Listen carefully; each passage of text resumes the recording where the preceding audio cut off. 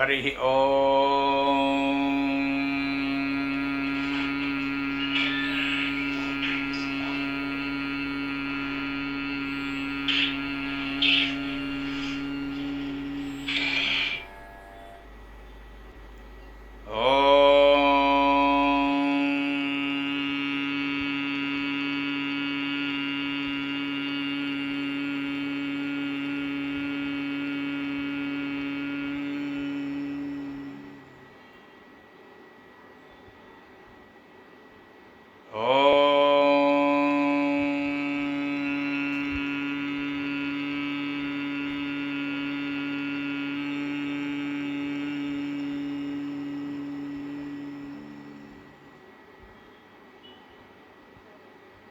గురుర్బ్రహ్మా గురుర్విష్ణుః గురుర్దేవో మహేశ్వరః గురుః సాక్షాత్ పరం బ్రహ్మ తస్మై శ్రీ గురవే నమః. మూర్తిత్వే పరికల్పితస్య శిభృతో వర్త్మా పునర్జన్మనాం ఆత్మేత్యాత్మవిదాం క్రతుశ్చ యజతాం భర్తామరజ్యోతిషాం లోకానాం ప్రళయోద్భవస్థితి విభుశ్చానేకధాయ శ్రుతౌ వాచం నః సదదాత్వనేకకిరణః త్రైలోక్యదీపో రవిః యకిరాలకులాంబోధివిధుమానందరూపిణం అనంతార్యతనూజాతం కృష్ణం వందే జగద్గురుం శ్రీకృష్ణమాచార్యమనంతపుత్రం సత్సాధుమిత్రం కరుణార్ద్రనేత్రం గురుం గురూణాం పితరం పితॄణాం అనన్యశేషశరణం ప్రపద్యే అనన్యశేషశరణం ప్రపద్యే అనన్యశేషశరణం ప్రపద్యే. శ్రీకృష్ణార్యశిష్యరాజం జ్యోతిశ్శాస్త్రప్రబోధకం శ్రీపదమార్గమార్తాండం లక్ష్మణార్యమహం భజే.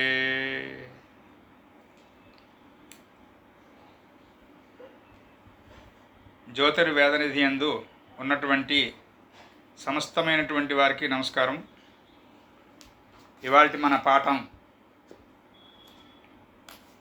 భావములలో చంద్రుడు. ఈ విభాగంలో ఇప్పటి వరకు మనం షష్టమ భావం వరకు అంటే 6వ భావం వరకు కాస్త అధ్యయనం చేసి ఉన్నాం కనుక ఇప్పుడు 7వ భావం నుంచి చంద్రుని యొక్క స్థితిని యథాశక్తిగా చూద్దాం. సప్తమము అనేటువంటి భావము రక్త సంబంధము లేనటువంటి బాంధవ్యమును అనగా బంధువులు అనేటువంటి వారు 2 రకాలుగా విభజించింది శాస్త్రం. ఒకళ్ళు ధర్మోదకులు, ఒకళ్ళు తిలోదకులు అంటారు. అంటే పైతృకము అనేటువంటి క్రతువుకి సంబంధించి ఈ విభాగం ఉంటుంది. అంటే ఎవరైనా చనిపోతే 10వ రోజున ధర్మోదకముల ఘట్టము అని ఒక ఘట్టం ఉంటుంది. అంటే ఆ శరీరం విడిచినటువంటి వారికి సెండ్ ఆఫ్ ఇవ్వడం అన్నమాట. అక్కడ ఆ ఘట్టంలో 2 రకాలుగా మంత్రం చెప్పేటువంటి వ్యవహారం ఉంటుంది. ధర్మోదకము, తిలోదకము అంటారు. అంటే అక్కడ రక్త సంబంధం లేనటువంటి వారు వారి చేత, ఇక రక్త సంబంధం ఉన్నటువంటి వాళ్ళు శరీరం విడిచినటువంటి జీవికి అర్పించేటువంటి జలములన్నీ కూడా తిలలతో కలిసి ఉంటాయి. అంటే ఎవరైతే బ్లడ్ రిలేషను కలిగి ఉన్నారో వారు తిలోదకులు అని పిలువబడతారు. బ్లడ్ రిలేషన్ లేనటువంటి వారందరూ ధర్మోదకులు అని పిలువబడతారు. ఈ విభాగం ఇక్కడ జ్యోతిష్ శాస్త్రంలో ఎందుకండి అంటే చాలా అవసరం కనుక. నిజానికి వేదము నిర్ణయించిన ప్రకారము మానవునికి జరగవలసినటువంటి పంచదశ కర్మలు నిజానికి షోడశ కర్మలు. ఆ 16వ సంస్కారమే ప్రథమ సంస్కారము లేక పైతృకము అని పిలుస్తారు.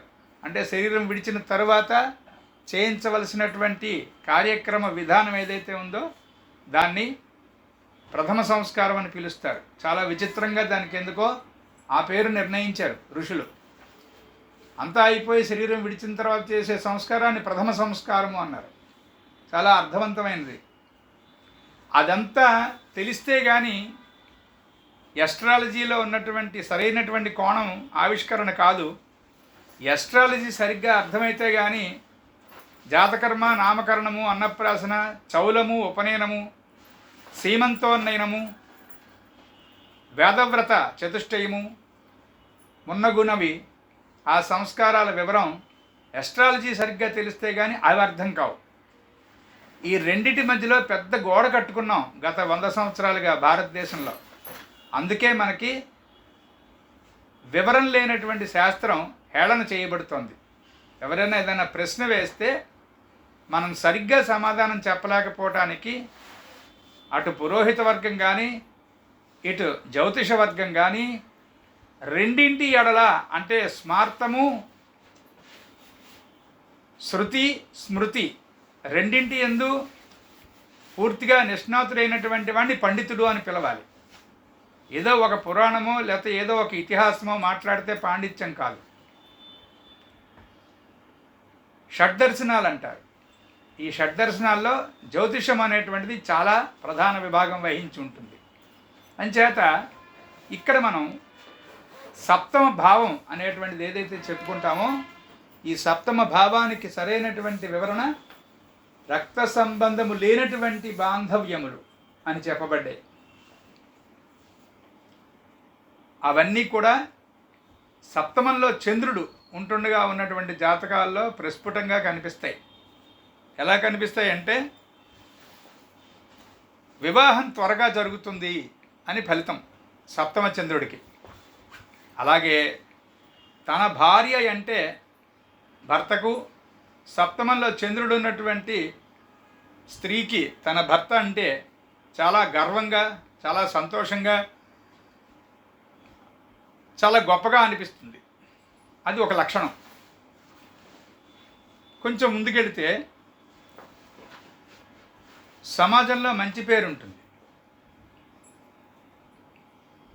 ఇకపోతే మన పంచాయతీ లేక మున్సిపాలిటీ ఈ రెండింటికి సంబంధించినటువంటి ఎలక్షన్స్లో ఈ సప్తమ చంద్రుడు ఉన్నటువంటి వారు 99% గెలుస్తారు. పంచాయతీరాజ్ శాఖ, మున్సిపాలిటీ వాటిల్లో మంచి స్థానాల్లో ఉంటారు రాజకీయంలో.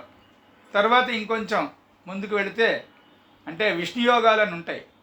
ఆ విష్ణు యోగాలు 3, 4 ఉంటాయి.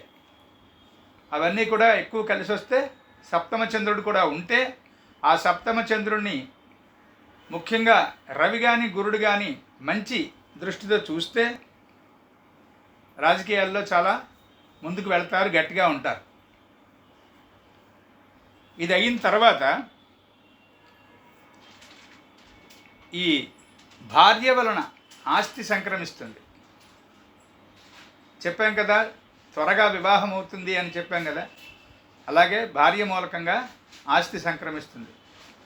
వివాహానికి ముందంతా పేదరికంతో ఉన్నటువంటి జాతకుడు వివాహం తర్వాత నుంచి ఆస్తిపరుడవుతాడు. బహుశా ఆ కారణంగానే అయి ఉండొచ్చు భార్య విధేయుడు అవడానికి కూడా సప్తమ చంద్రుడికి చాలా గట్టి అవకాశం ఉన్నది. అలాగే వ్యాపారము అనగానే మనం చూడవలసినటువంటి భావం సప్తమం. ఎవరైనా మన దగ్గరికి వ్యాపారం కోసం వచ్చారట, వాళ్ళు వ్యాపారం ప్రారంభిస్తారట. ఏమంటే నాకు 3 కొడుకులు 2 కోడళ్ళండి, 3 కొడుకులు 2 కూతుళ్ళండి, వాళ్ళల్లో మాకు అనుసూతంగా వస్తున్నటువంటి వ్యాపారాన్ని మొదట ఎవరికి అప్పచెప్పాలండి అని ప్రశ్న వేస్తే సప్తమ చంద్రుడు కాస్త బలంగా ఎవరి జాతకంలోనైనా దొరికితే ముందు వాళ్ళకి అప్పచెప్పేయాలి.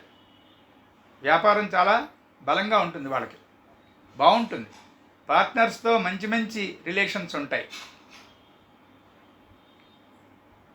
ప్రతిసారి మనం చెప్పుకుంటున్న విధంగా ఈసారి కూడా మనం ఒక జాగ్రత్త అయితే ఖచ్చితంగా చెప్పుకోవాలి. అది ఏమిటంటే, ఈ ఫలానా భావంలో చంద్రుడు అని ఫలితాన్ని చెప్పుకుంటున్నవన్నీ కూడా మిగతా గ్రహాలతో చక్కనైనటువంటి, కనీసం సమమైనటువంటి, శత్రుత్వం లేనటువంటి విధంగా మిగతా గ్రహముల యొక్క దృష్టిలు ఉంటే తప్ప, ముఖ్యంగా కుజ రవి శనులతో ఏదైనా వ్యాధ ఏర్పడినటువంటి చంద్రుడైతే ఆ భావంలో చెప్పబడినటువంటి సుగుణాలన్నీ దుర్గుణాలుగా మారుతాయి. ఇది అండర్లైన్ చేసి ఉంచుకోండి ఎప్పుడూను. ఈ సప్తమం కనుక పొరపాటున దుస్వభావ రాశి అయితే అప్పుడు మాత్రం మిగతా గ్రహాలతో శుభయుక్తమైనటువంటి దృష్టి ఉన్నా కూడా వివాహానికి సంబంధించి ఒక ద్వైధీభావము అనేటువంటిది తప్పదు. అంటే అందరికీ 2 పెళ్ళిళ్ళు అవుతాయి అనేటువంటిది కాదు, కానీ సుమారుగా తత్సమానమైనటువంటి ఫలితం మాత్రం కనిపిస్తుంది. ఎలా అంటే, ఒక వివాహం అనుకోవడము, వివాహం దాకా రావడము, అప్పటికప్పుడు ఆ వివాహము ఆగిపోయి ఇంకొక సంబంధము ఖాయం చేసుకోవటము. ముఖ్యంగా ఈ లక్షణము పురుష జాతకంలో చాలా ప్రస్ఫుటంగా కనిపిస్తుంది. సప్తమ భావ స్ఫుటకి దగ్గరలో గనక చంద్రుడు ఉన్నట్లయితే ఈ లక్షణం చాలా గట్టిగా కనిపిస్తుంది. అసలు ఇక్కడికి వస్తే ఇంకొక విషయం కూడా చెప్పుకుందాం. సప్తమం చెప్పుకుంటున్నప్పుడు కళత్ర భావాన్ని ప్రస్ఫుటంగా మాట్లాడుకోవాల్సి వస్తుంది కనుక వివాహానికి సంబంధించి గురుదేవులు ఎంఆర్ఎల్ రావు గారు ప్రస్ఫుటంగా గట్టిగా 10 సార్లు చెప్పినటువంటి ఒక విషయం ఉన్నది. టారస్ కానీ, స్కార్పియో కానీ, అంటే వృషభ రాశి కానీ, వృశ్చిక రాశి కానీ,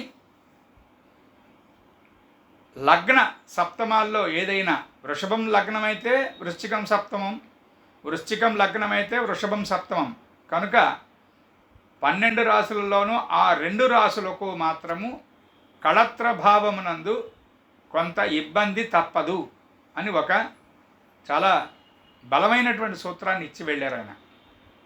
అది ఎన్ని జాతకాలు చూసినా ఖచ్చితము అని తెలుస్తోంది. వృశ్చికం లగ్నమైన, వృషభం లగ్నమైన షూర్గా కనిపిస్తోంది. అలాగే దీనికి కొంచెం మార్పు చేసి ఇదే సూత్రం చాంద్రమానం వారు మేషము, తుల ఈ 2 రాశుల్ని చెప్పారు. వాళ్ళు మేషమునందు కానీ తులయందు కానీ లగ్నం ఉన్నటువంటి వారికి వివాహ ప్రసక్తి, దానికి సంబంధించినటువంటి కష్టం, ఇబ్బంది, ఏదో మొత్తానికి కాంప్రమైజేషన్ తప్పదు. అందుకని మనం సాయన నిరయన అనేటువంటివి సమన్వయం చేసుకుంటూ అధ్యయనం చేస్తున్నాం కనుక మనకి ఈ పాయింట్ ముఖ్యం. మేష, వృషభ, తుల, వృశ్చికములు అనేటువంటివి రాశిచక్రంలో మధ్యలో కనిపించేటువంటి 4 మనకి ఆ లగ్నాలు చూసిన వెంటనే మనకి ఈ విషయం గుర్తు రావాలి. అలాగే వివాహానికి సంబంధించినటువంటి భావానికి సంబంధించిన విషయం మాట్లాడుకుంటున్నాం కనుక చంద్రుడు సప్తమంలో ఉండి ఆ సప్తమము ద్విస్వభావం అయితే వివాహానికి సంబంధించిన ఇబ్బంది ఉంటుంది అని చెప్పుకున్నట్లే, దానికి సమానంగా చంద్రుడు ఏ రాశి సప్తమమయ్యి అందులో ఉన్నా ఆ చంద్రుడు ఉన్నటువంటి రాశ్యాధిపతి దుస్వభావ రాశిలో ఉన్నా కూడా వివాహం అంటే ద్వితీయ వివాహానికి కూడా చాలా అవకాశం ఉంటుంది. ద్వితీయ వివాహ యోగాలు ఎలా ఉంటాయంటే చాలా రకాలుగా ఉంటాయి. ముఖ్యంగా ప్రస్ఫుటంగా మనకు కనిపించేటువంటివి ఎలా ఉంటాయంటే, సప్తమాధిపతి ద్విస్వభావ రాశిలో ఉండుట, సప్తమాధిపతి శనితో కలిసి ఉండుట, సప్తమాధిపతి ముఖ్యంగా యురేనస్తో కలిసి ఉండుట, సప్తమాధిపతి రవితో కలిసి ఉండుట. ఈ కండిషన్స్ అన్నీ కూడా మనకి వివాహానికి సంబంధించినటువంటి చాలా గట్టి వార్నింగ్ ఇస్తున్నాయి ఆ జాతకాలు అని అర్థం. మనం ముందు నుంచే జాగ్రత్త పడాలి. అలాగే ఇలాంటి వాళ్ళకి రెమెడీ ఏమిటి అనేటువంటిది కూడా మనం అధ్యయనంలో ఇప్పుడే తరగతిలోనే చెప్పుకోవాలి. అన్నిటికన్నా హయ్యెస్ట్ రెమెడీ ఏమిటంటే వీళ్ళకి పుణ్యక్షేత్రంలో వివాహం చేయమని చెప్పాలి. ఖచ్చితంగా, అంటే 1కి 2 సార్లు చెప్పాల్సి వస్తుంది. ఎంచేదంటే ఇవాళ రేపు 50, 100, 500, 1000, 5000, 10,000 ఇచ్చి జ్యోతిష్కుడిని సంప్రదించడం వరకే ప్రజలు కొంత నయం తప్ప, సంప్రదించిన తర్వాత ఆ జ్యోతిష్కుడు చెప్పినట్టుగా యాజ్ ఇట్ ఈజ్గా ఆచరించడం అనేటువంటిది 100కి 5-6% తప్ప ఉండదు. ఇది చాలా పెద్దవాళ్ళు చెప్పినటువంటి మాట, నాకు కూడా సుమారుగా అనుభవం. కనుక మనం 1కి 2 సార్లు చెప్పాలి. వీరి వివాహం ఎట్టి పరిస్థితుల్లో కళ్యాణ మండపాల్లో సంకల్పించకండి, కావాలంటే సంబంధం విడిచిపెట్టేయండి, అంతేగాని ఖచ్చితంగా పుణ్యక్షేత్రంలోనే చెయ్యండి అని చెప్పడం మన బాధ్యత. మనం మొహమాట పడి లాభం లేదు. ఆస్పెక్ట్ తెలిసి కూడా చెప్పకపోతే మహాపాపం జ్యోతిష్కుడికి, గుర్తుపెట్టుకోండి.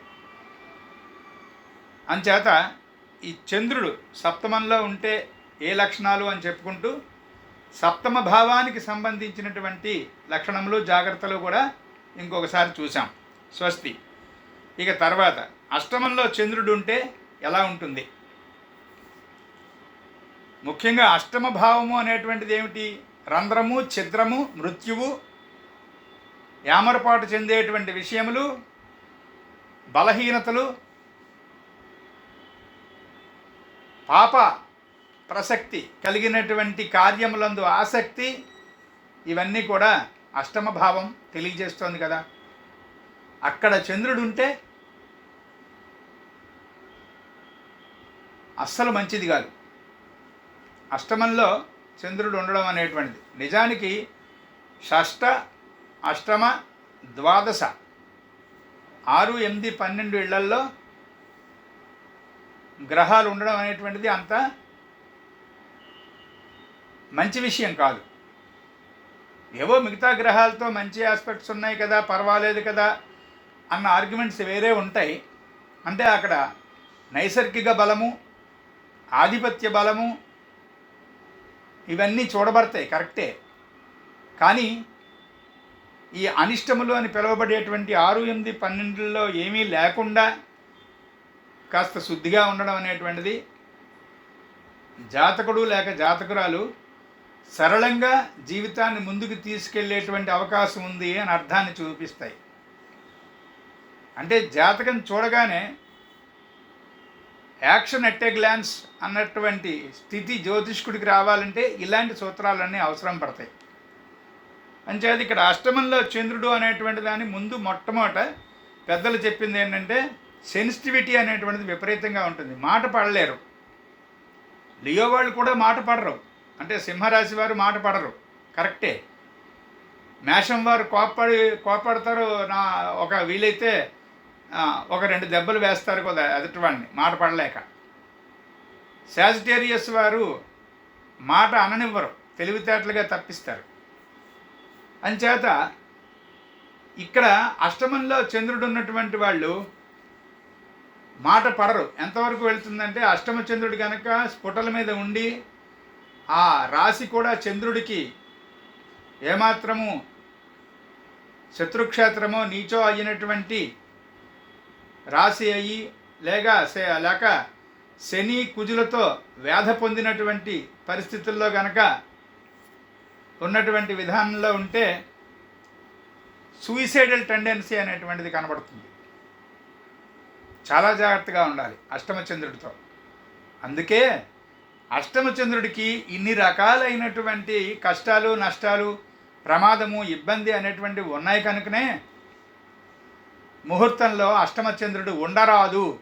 ముహూర్తంలో రిప్పచంద్రుడు అంటే ద్వాదశంలో చంద్రుడు ఉండకూడదు అని, షష్టంలో కూడా చంద్రుడు ఉండగా ముహూర్తం పెట్టరాదు అని సూత్రం. ప్రధానమైనటువంటి సూత్రాల్లో అదొకటి. అఫ్కోర్స్ ఈ రోజుల్లో కొంతమంది పెద్దలు అష్టమ చంద్రుడు ఉండగా, షష్టచంద్రుడు ఉండగా, రిప్పచంద్రుడు ఉండగా ముహూర్తం నిర్ణయించి చూపించి గ్రంథంలో రిప్పచంద్రహ అని కూడా రాస్తున్నారు. అది మనం దాని గురించి ఏం అనలేం. పెద్దలు మనకన్నా విద్య తెలిసిన వారు కనుక వారికి నమస్కారం చేసి మన పని మనం చేసుకోవాలి. లౌక్యంతో మనం పక్కకి రావాలి. మనల్ని నమ్ముకుని ఎవరైనా జ్యోతిష్కుల్ని నమ్ముకుని ఒకవేళ ఎవరైనా వస్తే ముందుకి వారిని మీరు తప్పుకోండి అని చెప్పాలి. మనం గ్రంథాన్ని విమర్శించడం అనేటువంటిది, గ్రంథకర్తను విమర్శించడం అనేటువంటిది సబబైన విషయం కాదు కనుక మనమే లౌక్యంతో ఆ ముహూర్తాలని విడిచిపెట్టేయాలి. ఎట్టి పరిస్థితుల్లో అష్టమ చంద్రుడు ఉంటుండగా మాత్రం అస్సలు అంగీకరించరాదు ముహూర్తము. అంగీకరిస్తే ఏమవుతుంది?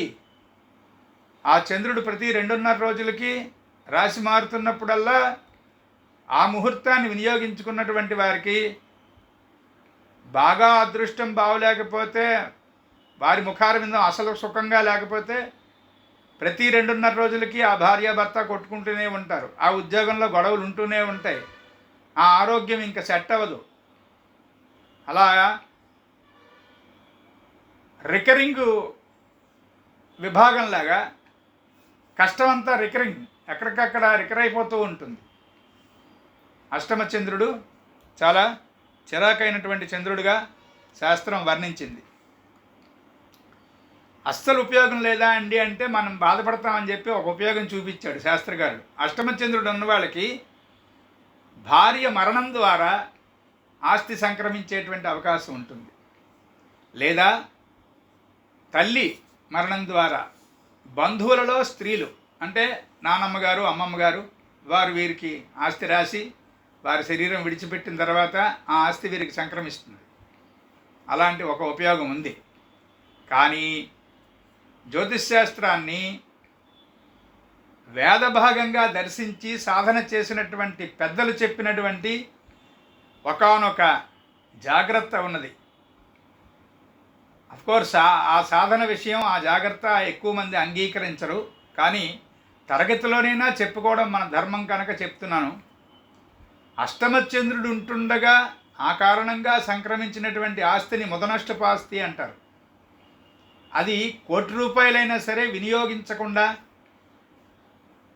దైవదత్తం చేయడం అనేటువంటిది, నిరుపేదలకి ఖర్చు పెట్టడం అనేటువంటిది, ఇలాంటి వ్యవహారం ఏదైనా గనక నిజమైనటువంటి భక్తుడు, సాధకుడు అయినటువంటి వాడు వేద సంప్రదాయంతో జీవితాన్ని నడుపుకునేటువంటి శ్రౌతి, వాళ్ళనే శ్రౌతులు అంటారు. శ్రౌతము, స్మార్తము అంటే అర్థం అదే. శృతము, శృతి అంటే వేదం చెప్పిన ప్రకారం జీవించేటువంటి వాడే శ్రౌతి. అలా గనక చేస్తే నెక్స్ట్ బర్త్కి చాలా ఫ్రెష్గా ఉంటుంది జీవితం. ఎందుకంటే అలాంటి కండిషన్లో అష్టమచంద్రుడు ఉంటుండగా సంక్రమించినటువంటి ఆస్తులకు సంబంధించి మొహమాటం లేకుండా ఈ ఆస్తి వీరు ఎలా సంపాదించారు అని కనుక మనం చెక్ చేస్తే సన్మార్గంలో సంపాదించిన ఆస్తి కాదు అని మనకు అర్థమవుతుంది. అప్పుడు అది మనకెందుకు? ఈ సాధన కావాలి. కనీసం జ్యోతిషం నేను సాధిస్తాను, సాధన చేస్తాను అనేటువంటి వాడికి ఇది ఖచ్చితం. అందుకే పెద్దలైనటువంటి వారు, పెద్దలు అంటే బుద్ధిమంతులు, అంటే బుద్ధిలోకమునందు జీవితం మొత్తం బుద్ధిలోకంలోనే జీవించేటువంటి వాళ్ళని బుద్ధిమంతులు అని పిలుస్తారు. అసలు అర్థం అది. చెప్పిన మాట వింటారు, చాలా మంచివాళ్ళండి, ఇలాంటి అర్థాలు ఇవి వ్యవహారంలో వచ్చేసాయి. బుద్ధిమంతులు అంటే మతి మొత్తము బుద్ధిమయంగా ఉంది, బుద్ధిలోకము అని ఉంటుంది. మనోలోకం పైన బుద్ధిలోకం ఉంటుంది. ఆ బుద్ధిలోకాన్ని వారు తెలిసిన వారు, ఆచరణకి తెచ్చుకున్నవారు అయినటువంటి బుద్ధిమంతులు ఏం చేస్తారంటే ధర్మయుతమైనటువంటి మార్గంలో ఆదాయం లేనటువంటి ఇళ్లల్లో మంచినీళ్ళు కూడా తాగరు వాళ్ళు. ఏదో లౌక్యంగా మాట చెప్పి మెల్లిగా తప్పించుకుని వెళ్ళిపోతారు. అబ్జర్వ్ చేయండి. అంచేత ఇక్కడ అది అవసరం. అష్టమంలో చంద్రుడు ఉన్నాడు అంటే ఆ జన్మ మొత్తం ఈ జాగ్రత్త తీసుకో అని అర్థం.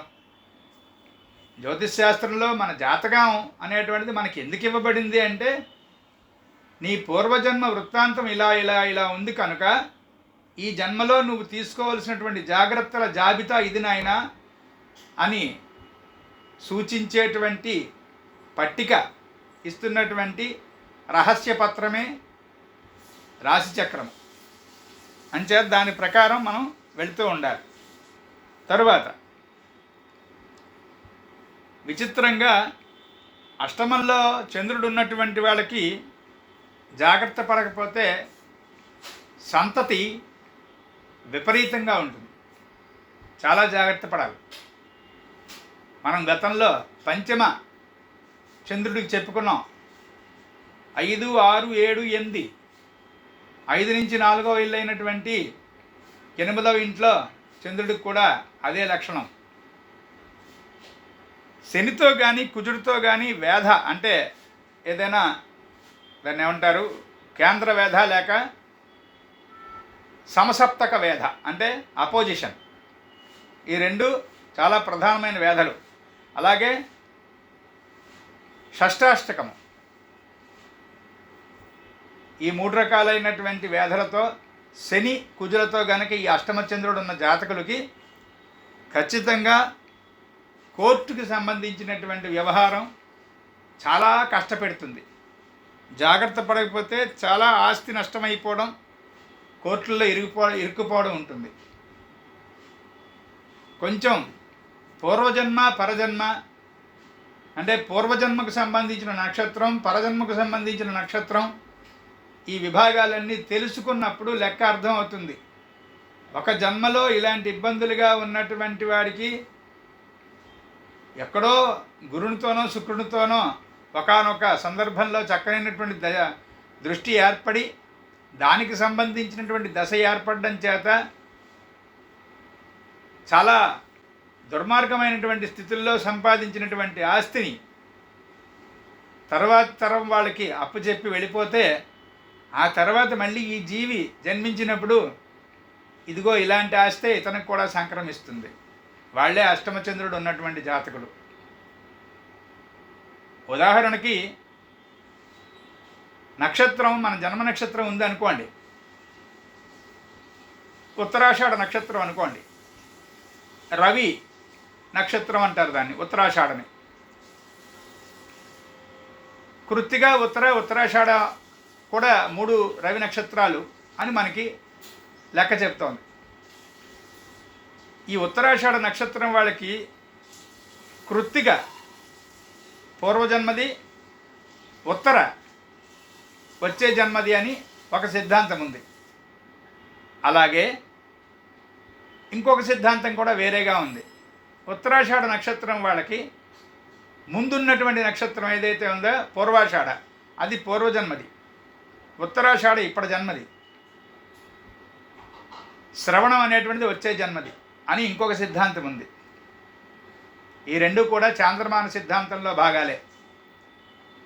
వీటికి ప్యారలల్గా సమాంతరమైనటువంటి విధానంలో మనకి ఇక్కడ ప్రోగ్రెషన్లో అంటే దేవమాన దశా చక్రంలో ఏం చెప్తున్నాం,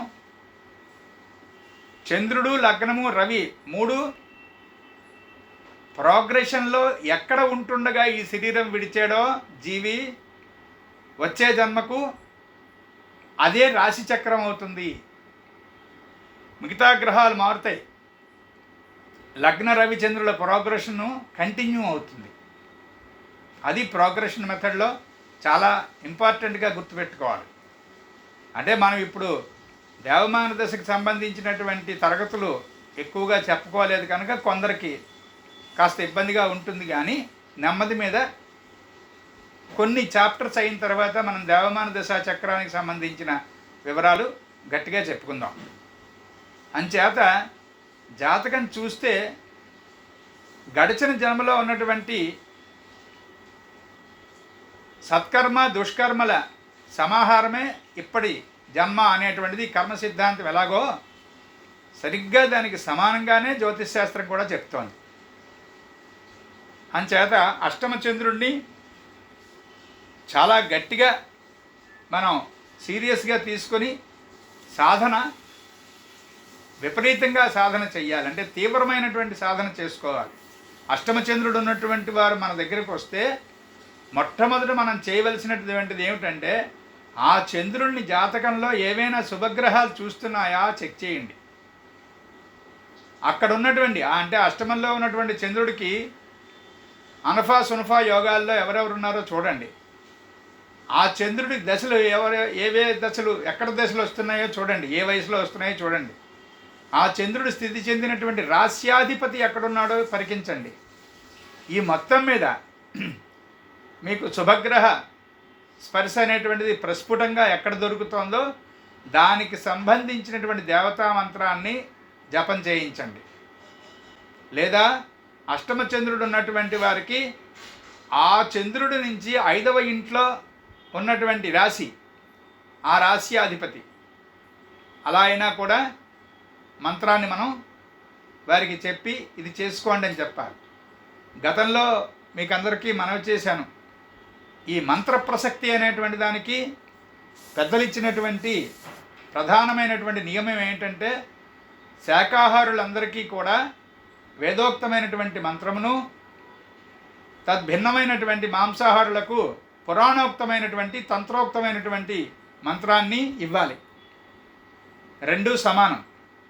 ఒకటి ఎక్కువ ఒకటి తక్కువ అనేటువంటి పిచ్చి అక్కర్లేదు. ఎందుకంటే తంత్రశాస్త్రము అనేటువంటిది సాక్షాత్తు పరమశివుడు పరమేశ్వరికి ఉపదేశం చేసినటువంటిదే. మహాతంత్రాలన్నీ కూడా అంతే. శారదా తిలక తంత్రము అనేటువంటిది తీసుకున్నట్లయితే ఆ తంత్రం పేరే శారదా తిలకము. తిలకము అంటే బొట్టు. ఇంక దానికన్నా పైకి ఇంకేముంది? హయ్యెస్ట్ మొహంలో బొట్టె పెట్టుకునేదే స్థానమే, ఆజ్ఞాచక్రమే. అంచేత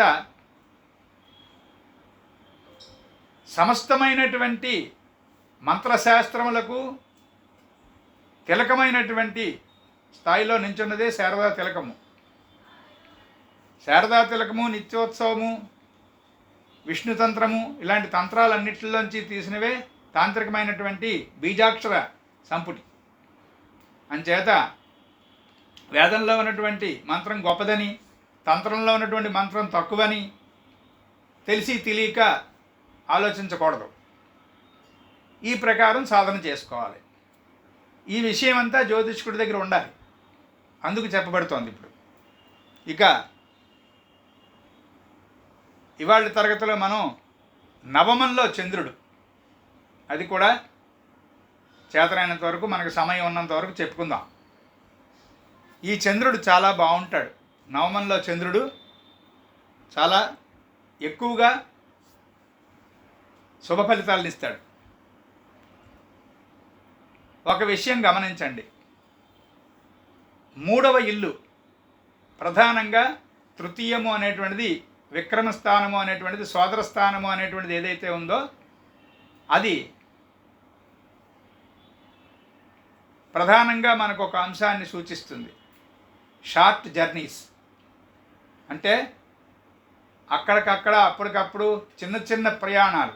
పొద్దున్న వెళ్ళి సాయంత్రానికి వచ్చేయటం, ఇవాళ పొద్దున్న వెళ్ళి రేపు పొద్దునకి వచ్చేయటం.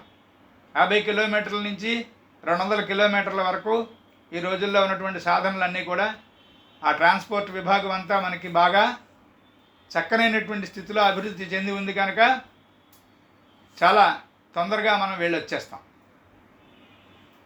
ఈ షార్ట్ జర్నీస్ అన్నీ తృతీయ భావంలోంచి చెప్పబడుతుంటే 3వ ఇంటికి ఎదురుకుండా ఎన్నో ఇల్లు ఉన్నదండి? 1కి ఎదురుకుండా 7, 2కి ఎదురుకుండా 8, 3కి ఎదురుకుండా 9. ఇక్కడ షార్ట్ జర్నీస్ 3వ ఇంట్లో తెలిస్తే 9వ ఇంట్లో లాంగ్ జర్నీస్ తెలుస్తాయి. విదేశాలు, కొండలు, కోనలు, ఇంకా చెప్పక్కర్లేదు. బాగా ఎక్కువ దూరం ప్రయాణం చేయవలసినటువంటి ప్రయాణాలన్నీ కూడా, సుదీర్ఘమైనటువంటి ప్రయాణాలన్నీ కూడా నవమం నుంచి తెలుస్తాయి. చంద్రుడు నవమంలో ఉన్నటువంటి వారు సుదీర్ఘమైనటువంటి ప్రయాణాలు ఖచ్చితంగా చేసి తీరుతారు. ఇంకా ఆ నవమంలో చంద్రుడు కనుక కాస్త బలాన్ని పుంజుకుని శుక్లపక్ష చంద్రుడయ్యి, ఆ శుక్లపక్షంలో కూడా సరైనటువంటి పూర్ణచంద్రుడు అని పిలువబడేటువంటి శుక్ల దశమి నుంచి కృష్ణ పంచమి వరకు మనకి కాళిదాసు చెప్పాడు ఈ సూత్రాన్ని. పూర్ణచంద్రుడు, మధ్యమ చంద్రుడు, హీనచంద్రుడు అని 3 రకాలైనటువంటి విభాగాల్లో చెప్పబడింది. మీకు నోట్స్లో కూడా, అక్కడ మన గ్రూప్లో కూడా నోట్స్ పెట్టాను, అందరూ రాసుకునే ఉండొచ్చు. కనుక ఆ చంద్రుడు చాలా గట్టిగా బలం పుంజుకుని ఉన్నట్లయితే ఖండాంతరమైనటువంటి యానాలు కూడా చేస్తారు వీరు. షిప్లోను, ఫ్లైట్లోను, సముద్రయానము, వాయుయానము అన్నీ కూడా చేయగలరు. వీళ్ళకి నవమంలో గురుడు ఉంటే ఎంత చక్కగా ఉంటుందో, నవమంలో చంద్రుడున్నా కూడా అంత చక్కగా ఉంటుంది. మంచి స్పిరిచువల్ బెంట్, ఆస్తిక్యమైనటువంటి బుద్ధి ఉంటుంది. వాళ్ళు నమ్ముకున్నటువంటి, వాళ్ళు జన్మించినటువంటి, వాళ్ళకి మొదటి నుంచి అనుస్యూతంగా ఉన్నటువంటి మతమునందు అభిమానం ఉంటుంది. అది దురభిమానం కాదు, అది వేరు. మేమే మంచివాళ్ళమండి, మీరే చెడ్డవాళ్ళండి అనేటువంటిది కాదు ఇక్కడ. తాను జన్మించినటువంటి స్వధర్మే నిధనం శ్రేయ పరధర్మో భయావహ, అది ఖచ్చితంగా వాళ్ళకి చాలా సరళమైనటువంటి అభిప్రాయం కలిగి ఉంటారు ఈ భగవద్గీత సూత్రాన్ని. అంచేత వేదాంత విద్య, జపతపాదులు, మంత్రోపాసన ఇవన్నీ కూడా 9th మూన్కి సూచించబడ్డాయి. మడి తడి ఆచారము అనేటువంటిది అబ్బుతుంది.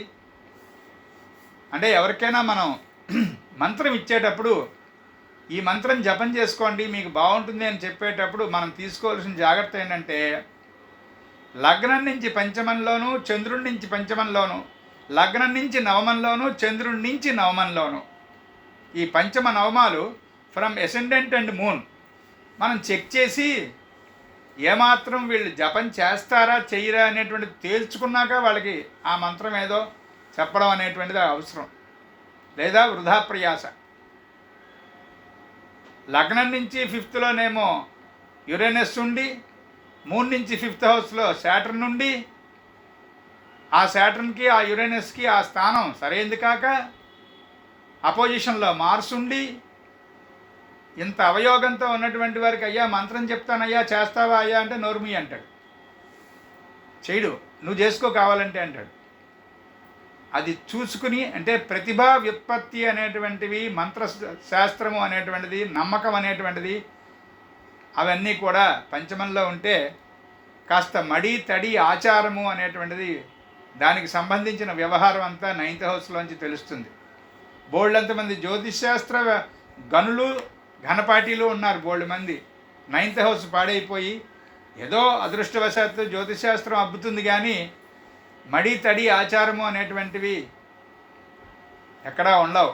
అవి ఉండాలంటే 9వ ఇల్లు బాగుండాలి. ముఖ్యంగా 9వ ఇంట్లో చంద్రుడు ఉన్నటువంటి వాళ్ళకి ఈ చక్కనైనటువంటి లక్షణాలు గట్టిగా ఉంటాయి. అలాగే 9th మూన్ కనుక బలంగా ఉంటే, కాస్త వీనస్తో ఏదైనా మంచి ఆస్పెక్ట్లో కనుక ఉంటే ఖచ్చితంగా సంగీతంలో ప్రావీణ్యం ఉంటుంది. అలాగే 9వ ఇంటి చంద్రుడికి రాహువుతో కనుక చక్కనైనటువంటి బలమైనటువంటి ఆస్పెక్ట్ ఉన్నట్లయితే మంత్రశాస్త్రము, వేదాధ్యయనము అనేటువంటివి చాలా బలంగా ఉంటాయి. చాలా చక్కనైనటువంటి గట్టితనం ఉంటుంది అందులో. నెప్ట్యూన్తో ఉన్నదనుకోండి మంచి ఆస్పెక్టు 9th మూన్కి, భక్తి యోగం. భక్తి యోగంలో వాళ్ళని తర్వాతే ఎవరైనా చూడాలి మనం, అంత చక్కనైనటువంటి భక్తులు. తర్వాత 9 చంద్రుడికి విద్య బాగుంటుంది అని చెప్పారు. ఇప్పుడు ఎన్ని సుగుణాలు మనం వరుసగా లిస్టు చదువుకుంటున్నాం, కానీ ప్రతిసారి చెప్పుకుంటున్నటువంటి జాగ్రత్త ఇక్కడ కూడా మళ్ళీ గుర్తు చేసుకోవాలి. ఏమిటా జాగ్రత్త? పాపగ్రహములతో వేధ పొందినటువంటి చంద్రుడు ఈ సుగుణాలన్నింటినీ దుర్గుణాలుగా మార్చి ఇస్తాడు అన్నది గుర్తుపెట్టుకోవాలి మనం. అది ఎప్పుడు మర్చిపోకూడదు. నిజానికి ఈ భావాల్లో చంద్రుడు అన్నది చదువుకుంటూ మనం ప్రతిసారి గుర్తు చేసుకుంటున్నాం, కానీ ఈ విషయాన్ని గ్రహములకు పాప ప్రసక్తి, శుభ ప్రసక్తి అనేటువంటి శుభగ్రహము పాపగ్రహము అనేటువంటి వ్యవహారము రెండు రకాలుగా ఏర్పడుతుంది. ప్రధానంగా నైసర్గిక పాపి, ఆధిపత్య పాపి. నైసర్గిక శుభుడు, ఆధిపత్య శుభుడు అని రెండు రకాలుగా వ్యవహారం ఉంది. ఇది ఒక్కసారి చెప్పుకుందాం. నైసర్గిక శుభము పాపము అనేటువంటివి ఇంకేమీ లేదు. ఒరిజినల్గా గ్రహాన్ని చూడగానే శుభగ్రహాల లిస్టులో ఉందా పాపగ్రహాల లిస్టులో ఉందా అని తెలిస్తే దాన్నే నైసర్గిక శుభగ్రహము, నైసర్గిక పాపగ్రహము అని విభజించారు. శాస్త్రంలో ఉన్నటువంటి టెర్మినాలజీ మనకి టెక్నికల్ టెర్మినాలజీ భయపెట్టేస్తుంది మన ఒకప్పుడు. అలా భయపడుకోకూడదు. నైసర్గిక శుభులు అంటే చంద్రుడు, శుక్రుడు, బుధుడు, గురుడు. నైసర్గిక పాపి అంటే కుజుడు, శని, రవి, యురేనస్, నెప్ట్యూను, రాహు, కేతువు. ఇక ఇవి నైసర్గికమైనటువంటి శుభపాప ప్రసక్తులు సుమా. ఆధిపత్యం రీత్యా ఖచ్చితంగా శుభత్వము పాపత్వం అనేటువంటివి పరస్పరం మారిపోతాయి. చాలా జాగ్రత్తగా ఉండాలి అందులో. ఇక్కడ గతంలో చెప్పినట్టే గుర్తు అయినా సరే ఇంకొకసారి గట్టిపడుతుందని మళ్ళీ చెప్తున్నాను. శుభగ్రహాలకి కేంద్రాధిపత్యం పాపాన్ని ఇస్తుంది. శుభగ్రహములు కేంద్రాధిపతులైనప్పుడు పాప ఫలితాన్ని ప్రసాదిస్తాయి. శుభగ్రహాలు కోణాధిపత్యం పొందితే పూర్తిగా నైసర్గిక శుభం, ఆధిపత్య శుభం రెండూ అబ్బుతాయి అన్నమాట. అది గుర్తుపెట్టుకోండి. ఇలా నైసర్గిక ఆధిపత్య శుభాశుభాలు చూసుకుని ఈ భావంలో ఉన్నటువంటి గ్రహము ఏ లక్షణాలు ఇస్తుందో దానికి సమానమైన లక్షణాలా, దానికి యాడ్వర్స్గా ఉన్న లక్షణాలా అనేటువంటిది మనం ఫలిత భాగంలో ఎనలైజ్ చేసేటప్పుడు తీసుకోవాల్సిన పాయింట్స్ అవి. అక్కడే మిస్ అవుతారు చాలామంది. 9వ ఇంట్లో చంద్రుడు ఉన్నాడు కదా అని, సార్ మీకు ఫారిన్ ఛాన్స్ షూర్ సార్. ఏం షూరు? 9వ ఇంట్లో ఉన్నటువంటి చంద్రుడికి ఒక కేంద్రంలో శనుడు, ఒక కేంద్రంలో కుజుడు ఉన్నాడు. ఇక ఆ జన్మకి ఫారిన్ కాస్తారు కదా, పక్క వీధిలో కూడా వెళ్ళడు.